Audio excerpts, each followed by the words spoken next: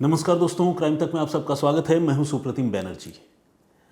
कानपुर के पास एक जगह है सचिंडी, और इस सचिंडी पुलिस स्टेशन की हद में, पुलिस स्टेशन के जुरिस्डिक्शन में एक गांव है, जिस गांव की एक महिला 19 अगस्त 2025 को, यानी इसी साल, पिछले महीने की बात है, सचिंडी पुलिस स्टेशन पहुंचती है।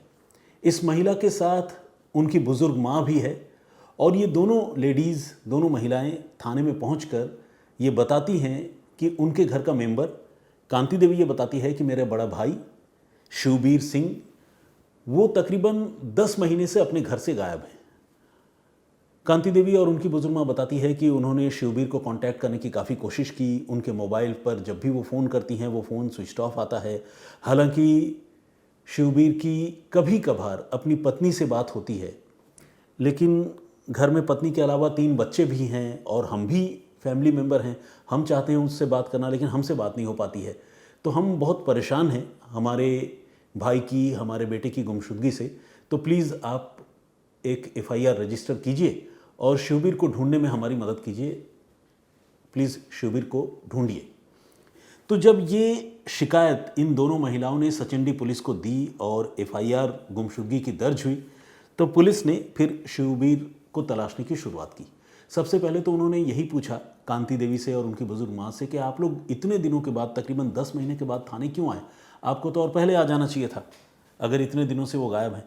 तो उन्होंने ये बताया कि देखिए, हम तो काफ़ी दिनों से इंतज़ार ही कर रहे थे, क्योंकि जब भी हम शिवबीर से बात करने की कोशिश करते उसका मोबाइल स्विच ऑफ आता, और जब हम शिवबीर की पत्नी से पूछते हैं तो शिवबीर की पत्नी ये बताती हैं कि हाँ, उनकी कुछ दिन पहले बातचीत हुई थी। वो गुजरात में हैं, जॉब कर रहे हैं, और जिस कंपनी में, जिस फैक्ट्री में वो काम करते हैं, वहाँ मोबाइल फ़ोन रखने की इजाज़त नहीं है। तो जब भी वो उस कंपनी से या फैक्ट्री से बाहर निकलते हैं तो वो कॉल करते हैं और मेरी बातचीत हो जाती है। इस बीच जो उसका मोबाइल नंबर है, वो मोबाइल नंबर लगातार स्विच ऑफ आता है। तो काफ़ी लंबे समय से तो हम लोग बात करने के लिए कोशिश ही कर रहे हैं, इंतज़ार ही कर रहे हैं, और जब ये इंतज़ार बहुत लंबा हो गया और अब हमारी उम्मीद थोड़ी टूटने लगी है, तो हम आप लोगों के पास आए हैं कि अब पुलिस ही कुछ कर सकती है। पुलिस वालों ने ये बात सुनी तो उन्हें समझ में आई, और ये भी मामला समझ में आया कि हाँ, घर में माँ, बहन और बाकी लोग जो है वो इंतज़ार कर रहे होंगे, जिसकी वजह से अब तक उन्होंने FIR दर्ज नहीं करवाई थी। तो खैर, अब पुलिस ने इस सिलसिले में FIR रजिस्टर कर ली, और पुलिस ने उनसे पूछा कि अच्छा, आखिरी बार आपकी अपने बेटे से कब बात हुई थी, कब मुलाकात हुई थी, और कैसे वो गायब हुआ, हमें सारी बातें बताइए। तो कांति देवी और उनकी बुजुर्ग माँ, इन दोनों ने बताया कि शिवबीर से हमारी आखिरी मुलाकात जो है वो दिवाली के समय हुई थी, पिछले साल, यानी 2024 की दिवाली। 1 नवंबर को दिवाली थी।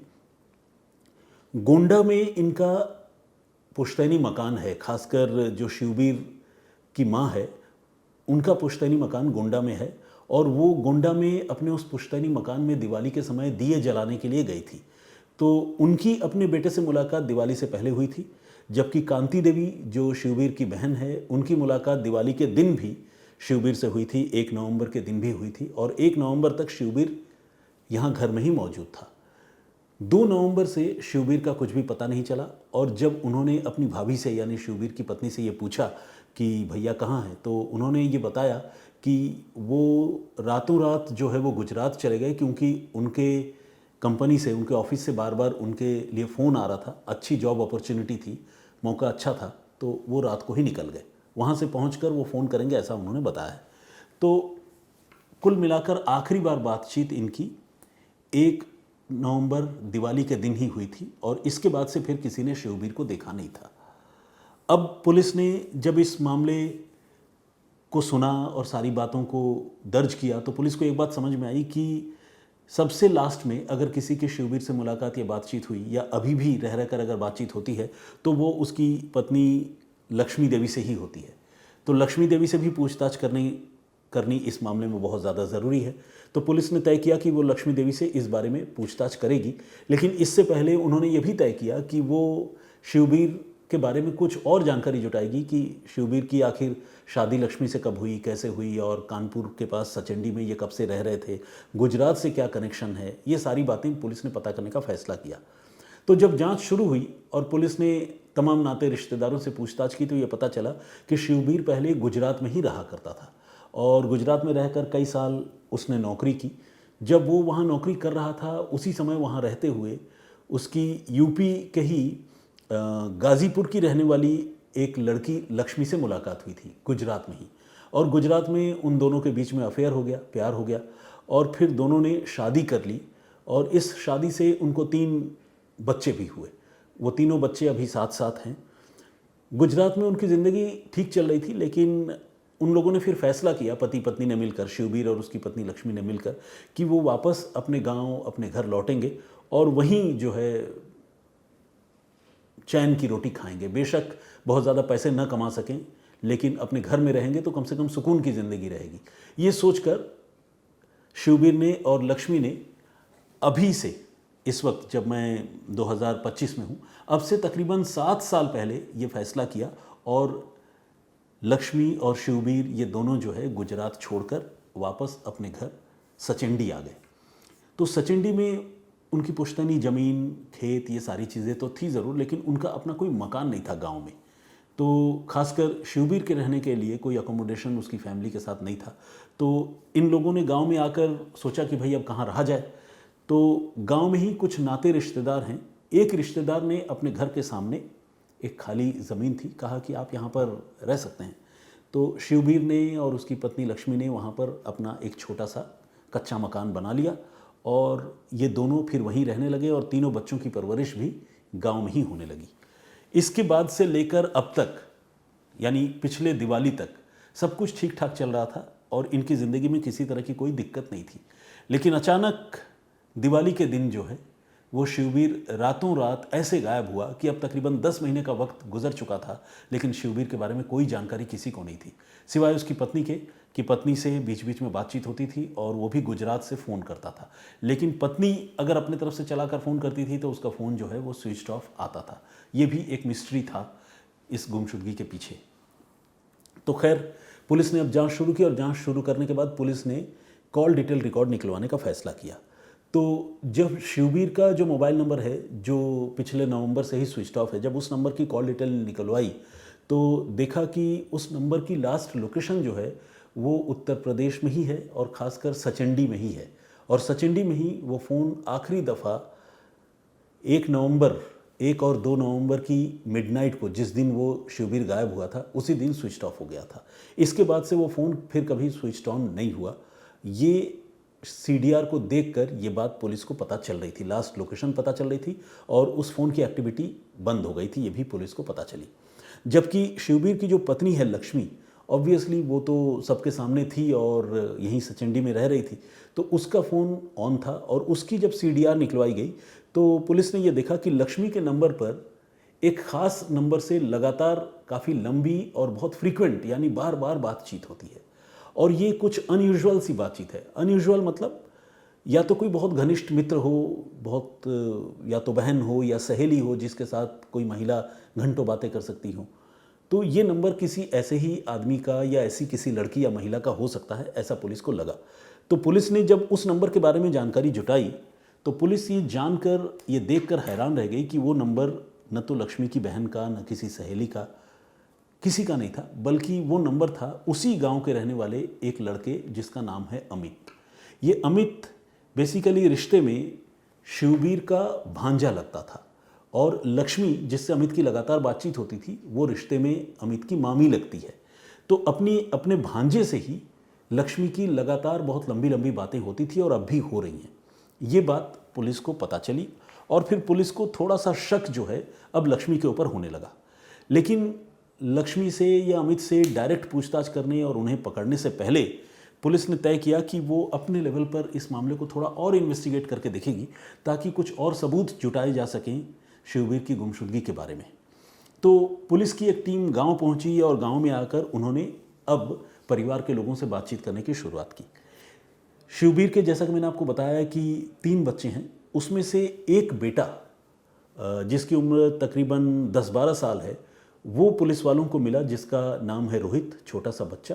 और जब रोहित से बातचीत हुई तो उसने पूरी कहानी, 1 नवंबर की रात की गुमशुदगी की पूरी कहानी पुलिस वालों को बताई और ये एक बहुत ही भयानक कहानी थी। जिस कहानी को सुनकर पुलिस वालों के साथ साथ जो घर परिवार के दूसरे लोग थे वहाँ पर मौजूद, वो भी हक्के बक्के रह गए, सुनकर हैरत में पड़ गए। रोहित ने ये बताया कि दिवाली की रात को सारे लोग बहुत खुश थे और वो भी बहुत खुश था, क्योंकि पर त्यौहार का दिन था और ढेर सारे पटाखे चलाने का उसे मौका मिल रहा था। तो इस दिन वो बहुत खुश था और रात को देर से तकरीबन 10-10 बजे के आसपास, इस छोटे से बच्चे को देखिए एक एक बात याद थी।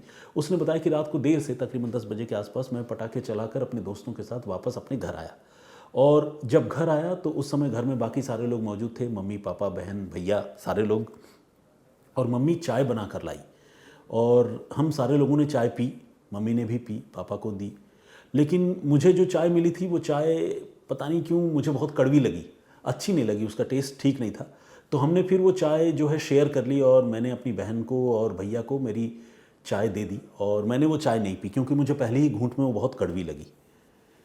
बच्चे ने बताया कि इसके बाद हम सारे लोग सो गए और मेरे भैया और मेरी जो बहन है वो भी बहुत गहरी नींद वो लोग दोनों सो गए। लेकिन आधी रात को मुझे घर के अंदर ही कुछ खटपट की आवाज़ सुनाई दे रही थी। मुझे लग रहा था जैसे घर में कुछ लोग जगे हैं और कुछ काम चल रहा है। तो इस पर जब मेरी आंख खुली तो मैं जो कुछ देखा उसके बाद मैं बहुत डर गया। तो पुलिस ने बच्चे से पूछा कि भाई क्या देखा, मतलब ऐसी क्या चीज़ देखी कि तुम डर गए? तो उसने कहा कि हमने देखा कि अमित भैया और मम्मी ये दोनों मिलकर पापा को उठाकर कहीं ले जा रहे थे। तो पुलिस और घर के सारे नाते रिश्तेदार जो भी थे वो चौंक गए। उन्होंने कहा कि अरे बच्चे, तुमने आज तक तो कुछ ये सब बताया नहीं। बोला कि नहीं, मम्मी ने मुझे बहुत मारा भी था और कई बार उन्होंने चिमटे से मुझे दागा भी है और कहा है कि अगर उस रात के बारे में किसी को भी बताया तो मैं तुम्हारी जान ले लूँगी। तो इस बच्चे ने फिर पुलिस को ये बताया कि उस समय उसने देखा कि उसकी माँ और उसका भैया अमित ये दोनों मिलकर उसके पापा को, शिवबीर को उठाकर ले जा रहे थे। अमित ने उसके पापा के सिर का जो हिस्सा है, upper portion of the body, उसको पकड़ रखा था और मम्मी ने पाँव पकड़े थे और उसके पापा खून से लथपथ थे। और ये लोग उठाकर कमरे से बाहर लेकर गए और हमें, मतलब मुझे, रोहित को और मेरे बाकी दोनों भाई बहनों को कमरे में बंद कर दिया। और मेरी माँ ने कहा कि अगर तुमने इसके बारे में किसी को बताया तो तुम्हारा भी यही हाल करेंगे। रोहित ने कहा कि इसके बाद से मैं बहुत डर गया था और उसने रोते रोते कहा कि इसीलिए आज तक मैंने कभी इसके बारे में किसी को नहीं बताया। फिर पुलिस ने पूछा कि इसके बाद फिर तुम्हारे पापा कहाँ गए, क्या तुम उनसे फिर कभी मिले, तुमको कुछ पता चला? तो रोहित ने कहा कि मुझे नहीं पता इसके बाद मेरे पापा कहाँ गए, क्योंकि मैंने लास्ट टाइम जब अपने पापा को देखा था तब या तो वो बेहोश थे या फिर वो मर चुके थे, क्योंकि उनको उठाकर ये लोग लेकर जा रहे थे। पुलिस ने जब ये बात सुनी, घर वालों ने जब ये बात सुनी, तो उन्हें शक तो खैर लक्ष्मी पर पहले से ही हो रहा था, लेकिन अब उन्हें यकीन हो गया कि शिवबीर की गुमशुदगी के पीछे लक्ष्मी का ही हाथ है। बल्कि गुमशुदगी नहीं, जिस तरह का मंजर बच्चे ने बताया उसके बाद घर वालों को यकीन हो गया कि ये मर्डर का मामला है। इसके बाद पुलिस ने देर नहीं की, लक्ष्मी को और अमित को पुलिस ने फ़ौरन हिरासत में लिया और उनसे सख्ती से पूछताछ की। इन दोनों ने एक दूसरे के साथ अफेयर होने की बात कबूल कर ली और इन्होंने ये भी बताया कि इस अफेयर के बारे में शिवबीर को जानकारी हो गई थी और शिवबीर अक्सर उनके मोहब्बत की राह में रोड़े अटकाया करता था और लक्ष्मी के साथ मारपीट किया करता था, जिससे ऊब कर लक्ष्मी और अमित दोनों ने मिलकर इस कत्ल की साजिश को रचा था। और उन लोगों ने तय प्लान के मुताबिक दिवाली की रात को लक्ष्मी ने नशीली चाय घर में सबको पिला दी और ख़ासकर अपने पति को, शिवबीर को जो चाय दी उसमें ज़्यादा ही नशीली गोलियां डाली, जिसकी वजह से वो बेहोश हो गया। और आधी रात को अमित को बुलाया, दिवाली की रात को ही, और अमित के साथ मिलकर उसने शिवबीर के सिर पर लोहे के सरिये से, आमतौर पर एक मोटा सा सरिया गांव में होता है जिससे खुदाई लोग करते हैं, उसको सब्बल या साबड़ भी कहते हैं, तो उससे जो है उन्होंने शिवबीर के सिर पर घातक प्रहार किए दोनों ने मिलकर, और उससे शिवबीर की जान चली गई बेहोशी की हालत में ही। और इसके बाद उन्होंने घर के पीछे ही एक बगीचा है, उस बगीचे में तकरीबन 400 मीटर दूर उस बॉडी को रातों रात ले जाकर गड्ढा खोद कर शिवबीर की लाश दफन कर दी।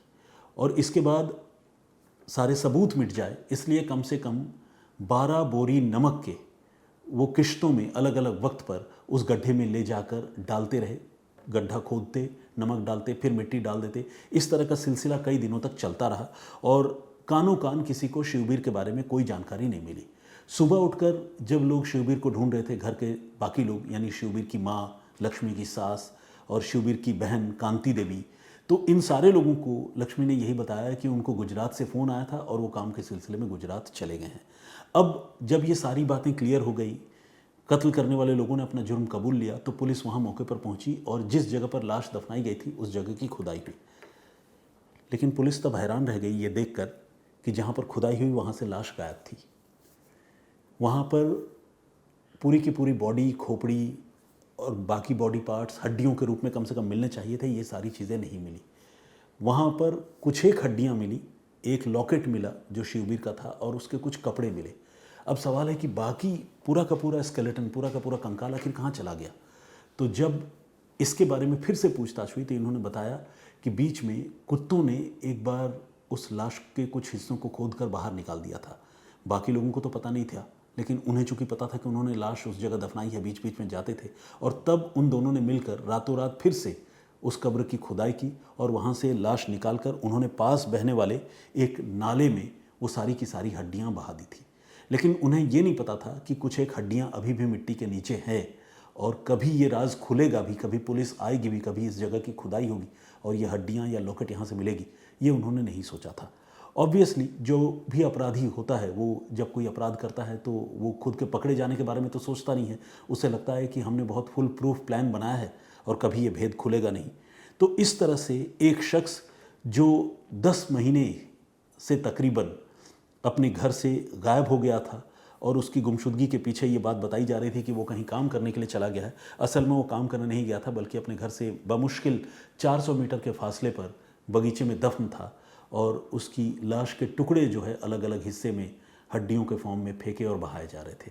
लेकिन आखिरकार जब घर वाले पुलिस के पास पहुँचे, मामले की जाँच शुरू हुई तो इस गुमशुदगी का खुलासा हुआ।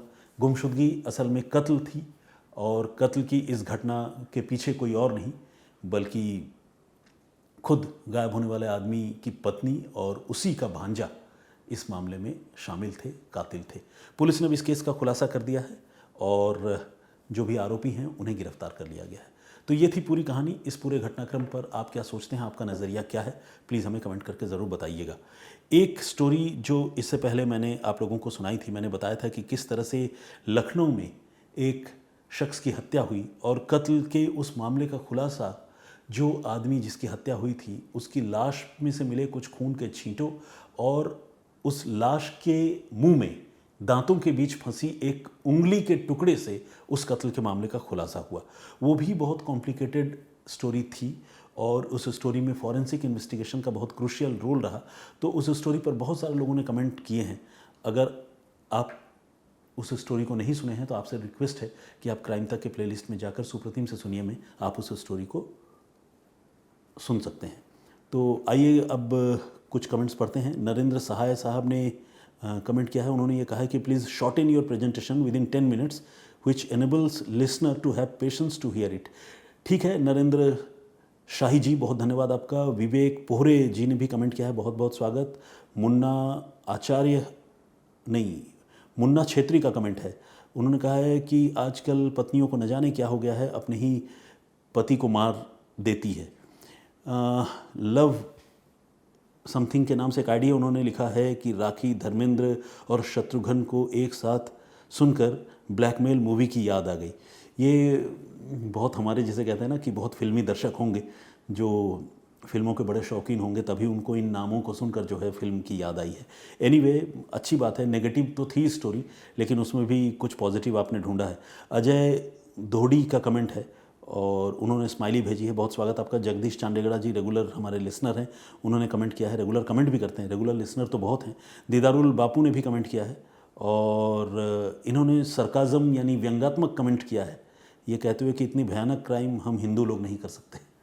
तो खैर मेरे हिसाब से इस तरह के धार्मिक लाइन पर कमेंट करने का कोई मतलब बनता नहीं है और अपराध तो अपराध है, वो चाहे किसी भी धर्म का कोई भी आदमी करे। गियर शिफ्टर के नाम से भी एक आईडी है, बहुत स्वागत आपका। और इसके अलावा एक आईडी है, वो मतलब क्लियरली समझ में नहीं आ रहा है क्या है। शाहरा DR नहीं, कुछ इस तरह से लिखा हुआ है। एनीवे, तो स्पाई एजेंट्स की कहानी सुनाइए इन्होंने लिखा है। सबीर खान साहब ने भी कमेंट किया है और इन्होंने कहा है कि सर कमेंट पढ़ना फिर अच्छे से समझाना, it's very good. Anyway thank you very much Sabir Khan साहब। मुश्ताक शेख ने भी कमेंट किया है, सर आपकी कहानी अच्छी सुनाते हैं और कोई बात नहीं, इल्ज़ाम लगाने वाले को लगाते ही रहते हैं, उनको नहीं पता कहानी सुनाना कितना मुश्किल काम है।